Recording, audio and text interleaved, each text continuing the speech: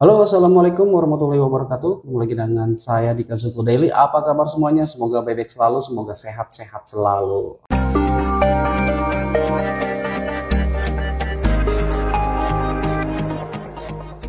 Episode kali ini saya akan ngebahas sebuah tokusatsu Indonesia web series ya. Judulnya itu The Smart Protector Bardian. Ya,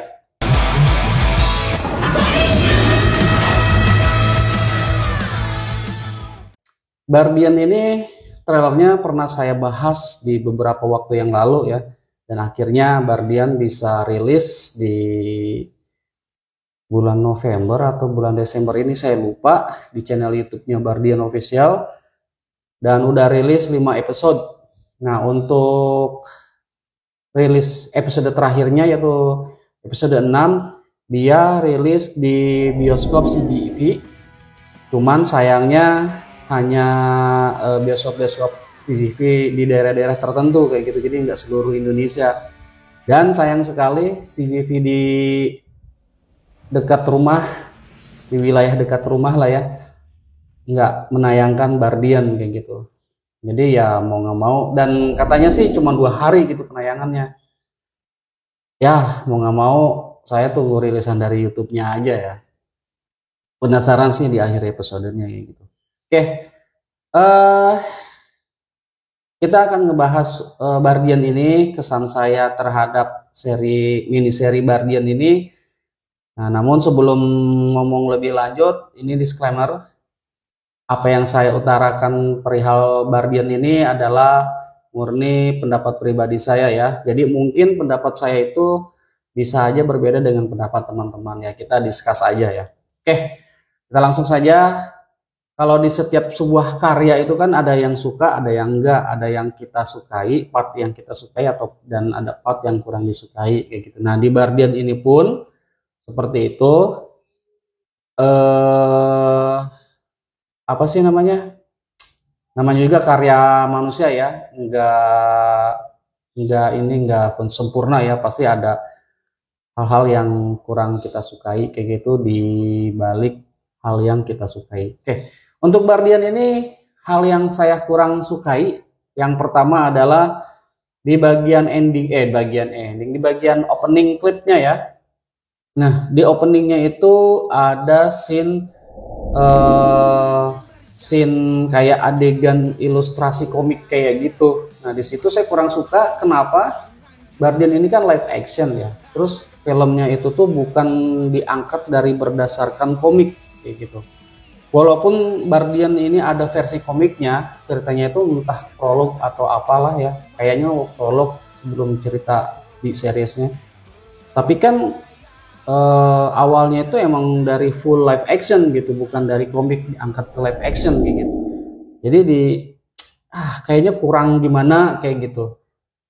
eh Kenapa nggak adegan yang di komik itu dibuat live action aja? Kan Bardian itu kan tokusatsu live action ya, live action tokusatsu gitu. Jadi menurut saya pribadi kayak gitu kurang gimana kayak gitu ya. Kurang apa ya? Kurang kayak kayak sayur kurang garam lah seperti itu. Kemudian hal-hal lain yang kurang saya suka di Bardian itu di bagian dialog monsternya. Di episode-episode awal tuh monsternya itu tuh suaranya enggak apa ya, intonasinya itu nggak ngerti apa yang dia omongin gitu. Dan kalau saya pikir-pikir, setiap kita bikin tokusatsu Indonesia atau film superhero Indonesia, musuhnya, monsternya itu kenapa sih dibuat suara yang serak-serak, ngebas, kayak suara makhluk aneh kayak gitu loh. Kenapa nggak suara biasa manusia yang cari voice actor yang suaranya itu berat tapi intonasinya itu ya seperti manusia biasa kayak gitu, nggak mesti pakai efek-efek yang aneh-aneh yang ngedengarnya itu susah kayak gitu. Pasti aja seperti itu ya, dipakai pakai efek suara seperti itu kayak gitu. Nah, ini menariknya, kayaknya sih bukan saya doang yang komplain dengan hal tersebut. Pihak Bardian akhirnya di episode kedua ke atas dikasih subtitle kayak gitu. Jadi kita bisa tahu monster itu ngomongnya apa kayak gitu. Memang benar-benar nggak kedengar sih, bukan nggak kedengar, maksudnya nggak jelas dia ngomong apa kayak gitu. Selain monster juga ada nih, kalau menurut saya ada karakter di Bardian itu namanya Haruka. Suaranya kan cempreng, terus dia suka teriak-teriak gitu. Kalau menurut saya juga nggak apa ya, nggak jelas itu apa yang diomongin, seperti itu. Cuman kan di episode berikutnya udah ada tes subtitlenya sih. Ya semoga aja lebih improve ya dari sound effect atau intonasi dialognya kayak gitu. Oke, yang ketiga. Nah, ini yang ketiga ini sebenarnya hal yang bikin saya gemes kayak gitu ya. Masalah sponsorship, sponsor, produk sponsor. Memang sih kalau sponsor itu adalah hal yang krusial di sebuah film ya, karena mereka lah yang membantu mendanai produksi kayak gitu. Cuman bagaimana pinter-pinternya si sinias ini mengolah sponsor kalau misalkan sponsor itu dimasukkan ke sebuah adegan kayak gitu. Ya ini terjadi di Bardian. Hal ini jadi saya mengingatkan kepada film superhero Indonesia yang tayang di bioskop beberapa waktu yang lalu, sama beberapa film Indonesia deh yang ibaratnya itu membawa produk sponsornya di sebuah adegan mereka kayak gitu. Jadi seolah-olah sponsor itu adegan itu tuh bagian dari si produk itu kayak gitu. Nah, ini terjadi di Bardian menurut saya. Jadi tuh scene yang memperlihatkan produk sponsornya. Tapi adegan itu kayak adegan iklan untuk si sponsor itu, bukan si sponsor itu ada bagian dari adegan kayak gitu. Ngerti nggak? Jadi kalau kita lihat di film-film Hollywood ya yang udah mereka udah advance di dunianya kayak gitu kan, mereka itu pakai produk sponsor, tapi di adegan itu tuh natural kayak gitu, seolah-olah ya mereka sedang melakukan kegiatan memakai produk itu, tapi apa ya, nggak terlihat dia lagi mengiklankan kayak gitu, tapi kita tahu dia memakai produk tersebut kayak gitu. Jadi intinya yang diperlihatkan di Bardian itu menurut saya ya masih kasar atau masih nggak natural gitu. Jadi kayak iklan gitu. Jadi kayak iklan yang disisipkan di adegan. Jadi bukannya si produk itu membaur ke adegan itu, tapi adegan itu malah ikut ke produk.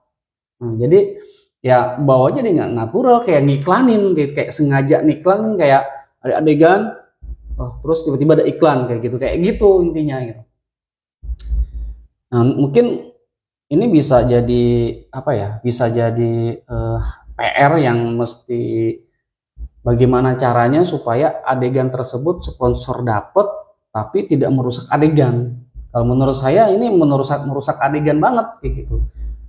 Ya aneh gitu kelihatannya tuh yang seperti saya tadi bilang nggak natural. Nah, itu kayak gitu. Jadi kalau misalkan lagi kayak ini deh.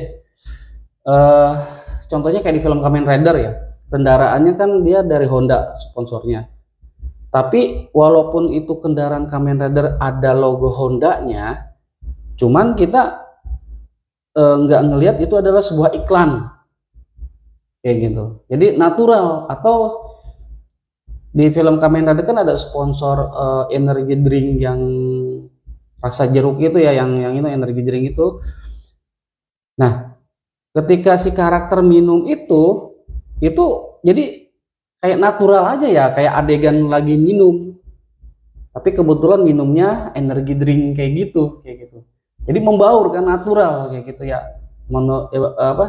Maksud saya itu seperti itu. Jadi jangan kayak produknya tuh bener-bener dilihatin hingga fokus supaya orang ngelihat produk itu kayak gitu. Padahal tanpa dilihatin secara eksplisit pun kita tahu oh itu produk sponsor, tapi nggak ngerusak adegan. Nah, intinya sih masih terlalu merusak adegan yang ingin ditampilkan kayak gitu. Jadi kayak seolah-olah iklan banget gitu. Nah, semoga pun kedepannya juga kalau misalkan ada sponsor, tim produksinya bisa mengolah adegan tersebut jadi lebih natural, dan semoga sponsornya nggak terlalu menuntut yang gimana-gimana gitu, yang hingga akhirnya ngerusak adegan, keutuhan adegan tersebut gitu. Oke, Itu yang berapa tuh? Ketiga ya. Nah, yang selanjutnya adalah hal yang mungkin ini terakhir ya. Jadi eh, ada adegan setiap di pertarungan itu, adegan close up wajah ala-ala Iron Man, ngerti kan? Jadi kayak ala Iron Man dalam helmnya kayak gitu. Nah, di situ juga sering ditampilkan di Guardian ini di setiap pertarungan. Nah, menurut saya itu terlalu membosankan, bukan terlalu membosankan ya, terlalu berlebihan kayak gitu. Adegan yang full face ala-ala Iron Man itu harusnya pasnya itu dilakukan pas keadaan-keadaan yang dramatisir aja, jadi jarang gitu. Di Kamen Rider pun, nah saya maaf ya kalau saya eh, apa ya membandingkannya Kamen Rider kayak gitu. Itu kan ada juga tuh adegan kayak Iron Man kayak gitu, tapi di adegan-adegan khusus gitu yang jarang terlihat, yang jarang ditampilkan seperti itu. Nah, kalau Bardian kan setiap pertarungan ada adegan seperti itu, ada. Jadi seolah-olah itu si aktornya itu nggak boleh nggak ada gitu. Jadi akhirnya menurut saya penampilan suite aktor dengan aktor aslinya itu kurang apa ya, jadi kayak kurang menyatu. Cara ngomongnya dengan dubbing dan gerakan gestur suite aktor, jadi akhirnya nggak nyambung gitu, nggak terlihat gitu, karena terlalu kebanyakan nampilin muka si aktor waktu saat pertarungan dengan gaya-gaya Iron Man kayak gitu. Kalau itu menurut saya ya, itu yang hal-hal yang nggak saya sukai di Bardian kayak gitu. Bukannya saya jadi benci atau apa ya di sesuatu yang ini, cuman saya bicara ini supaya apa ya, ya itu cuma anggap ungkapan gitu, kayak kita makan sop atau makan sayur atau makan makanan, ini kurang garam nih, harusnya dikasih garam sedikit ya, menurut saya lebih enak kalau dikasih garam sedikit lagi. Nah ya kayak gitulah, kayak gitu, bukan bermaksud untuk menjelekan atau apa. Nah, di balik yang nggak saya suka pun pasti ada hal yang menurut saya sangat suka ya di Bardian itu ya. Nah, hal yang saya suka adalah yang pertama ya tentu saja desain kostumnya. Waduh, ini mantep banget, modern. Dan yang paling menarik adalah dia itu konsepnya itu ya dari produk-produk Bardi itu, kayak smart handle door gitu, kayak handle door kayak gitu, terus CCTV seperti itu. Bagus lah, jadi kesannya itu elektronik modern, high tech, tapi dengan warna biru toska seperti itu, high tech tapi ramah ramah lingkungan. Dapat banget itu konsepnya kayak gitu, keren banget. Saya bersyukur desain itu di approve sama produsernya gitu, wah itu keren. Jadi ala-ala Kamen Rider disatukan dengan ala-ala Metal Heroes, jadilah sebuah jadi lebih apa ya, desainnya itu kayak ke Gundam-Gundam kayak gitu, tapi eh, ada ciri khas tertentu gitu, keren untuk desain karakternya ya. Kemudian adalah apalagi selain visual effect, wadah, ini visual effect di Bardian kalau menurut saya itu nggak kalah sama visual di Kamen Rider ya, atau di tokusatsu lain, mungkin bisa dibilang sama lah kalau menurut saya. Bener-bener editingnya bagus, halus, apalagi pas adegan bisa ngelompat, pas tendangnya dan sebagainya, final attack-nya itu keren banget, efek-efeknya itu bagus banget. Ini perlu dipertahankan, bahkan mungkin kalau lebih bagus lagi bisa ditingkatkan lagi. Wah, efeknya keren banget, ini bener-bener efek tokusatsu banget kayak gitu. Terus yang saya suka saat berubahnya juga, waduh keren, apalagi di episode 5 tuh pas berubahnya, dan konsepnya pun menarik kayak gitu. Jadi dia harus tahu verifikasi kode dulu, walaupun kelihatannya repot ya. Kalau si Haruko-nya lagi sakit atau suaranya hilang gimana tuh? Mungkin dari profesornya tuh kayak ada adegan kan komunikasinya hilang tuh. Jadi si Bara nggak bisa tahu kodenya kayak gitu. Nah, nanti yang di episode 5 kalau nggak salah beltnya itu katanya mau disatukan di badannya. Saya belum tahu kelanjutnya nanti ya, jadi seperti apa ya. Tapi secara overall tuh konsepnya keren banget, bagus. Terus tentu saja kita lihat kalau hal yang saya suka adalah suite aktornya yang sudah memerankan gesturnya itu tokusatsu banget. Jadi bukan hanya sekedar bisa berantem, bisa lompat, bisa jungkel balik, tapi udah gerakannya, gesturnya udah tokusatsu banget lah, udah bagus. Ya mungkin bisa lebih ditingkatkan dengan jam terbang mungkin ya, ini pengalaman pertama lah mungkin sebagai suite aktor yang benar-benar bikin sebuah serial tokusatsu kayak gitu. Tapi ini udah top banget seperti itu. Terus eh equipmentnya, senjatanya, motornya bagus banget. Konsep ceritanya pun sebenarnya keren kayak gitu, bagus.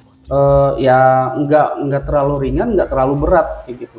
Mungkin nanti di season keduanya bisa lebih digali lagi perihal yang dari sisi monsternya, dari sisi hero-nya kayak gitu. Kenapa monster itu memperebutkan barang yang dia diperebutkan kayak gitu. Jadi terungkaplah seperti itu. Terus Haruka siapa, si Bara itu siapa kayak gitu. Pokoknya mudah-mudahan di season 2 itu di kalau harapan saya sih season 2 itu menggali season 1 ini gitu. Karena kan ini ceritanya terlalu pendek ya, dan seolah-olah kita ceritanya itu tuh dibawa di tengah cerita kayak gitu. Jangan season 2 itu sebuah cerita yang baru, monster yang baru, saya harap sih enggak, tapi penggalian lebih dalam lagi dari season 1-nya. Saya harap sih seperti itu. Oke. Overall untuk Bardian ini menurut saya itu keren, bagus ya. Walaupun ada beberapa yang mesti diimprove lagi, yang namanya juga langkah awal ya. Tapi ini langkah awal yang sudah sangat bagus. Kalau mungkin saya mau nilai ya 7,5 dari 10 lah ya. Terus nanti di season 2-nya bisa, kalau ada season 2 kayak gitu, bisa improve dari actingnya, dari adegan-adegannya, masalah yang sponsor yang saya tadi bilang seperti itu. Jadi lebih bisa digali lagi kayak gitu. Angkat topi buat tim Bardian yang sudah sangat sukses kalau menurut saya untuk menampilkan tokusatsu Indonesia yang sebagaimana kita ketahui fans tokusatsu Indonesia sudah di PHP-in sama Satria Heroes ya, yang wah udah hype banget, pengganti Bima X Satria Naga Kai kayak gitu, tapi ternyata katanya animasi yang akan tampil tapi nggak ada, sampai sekarang animasinya nggak muncul kayak gitu. Gitu aja. Kayaknya videonya bakal panjang ini. Jadi terima kasih bagi teman-teman yang mau mendengarkan ocehan saya dari menit awal sampai menit akhir. Nah, untuk teman-teman bagaimana Bardian dari pendapat teman-teman? Saya tunggu di kolom komentarnya ya. Sekali lagi terima kasih yang sudah menonton. Jaga selalu kesehatan. Salam damai selamat dari saya. Ciao, bye bye. Assalamualaikum warahmatullahi wabarakatuh.